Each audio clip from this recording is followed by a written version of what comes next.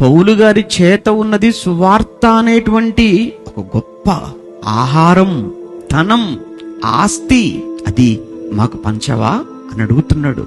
పౌలు గారు అర్థం చేసుకొని బయలుదేరాడు. మాసిదోనియాకు వస్తున్నాడు. ఒక్కడు గుర్తుపెట్టుకోడు, మాసిదోనియాకు ఎందుకు వస్తున్నాడు అని అంటే సహాయం చేయడానికి వస్తున్నాడు. ఎందుకు ఆయన వచ్చి చేసే సహాయం ఏముంది? వాక్యం చెప్పడం. అంటే వాక్యం చెప్పడం, వాక్యం ప్రకటించడం అంటే సహాయం చేయడమా? మనం అది అనుకో. ఎవరైనా డబ్బులు ఇచ్చారనుకోండి, సహాయం చేశారండి అంటాం. భోజనం పెడితే సహాయం చేశారంటాం. బట్టలు ఇస్తే సహాయం చేశారంటాం. వాక్యం చెప్తే వాక్యం చెప్పారండి అంటారు. అంతే కదా? అంటే వాక్యం చెప్పడం అన్నది, వాక్యం నేర్పించడం అన్నది మనుషుల దృష్టిలో అది ఒక సహాయంగా లేదు. ఎంత పెద్ద సహాయమో తెలుసా? సువార్త చెప్పటం, సువార్త ప్రకటించటం, పాతాళానికి జారిపోతున్న, నరకానికి వెళ్ళిపోతున్న నిన్ను ఆ పాతాళం నుంచి, ఆ నరకం నుంచి సువార్త ద్వారా నిన్ను తప్పించడం ఎంత పెద్ద సహాయం అది.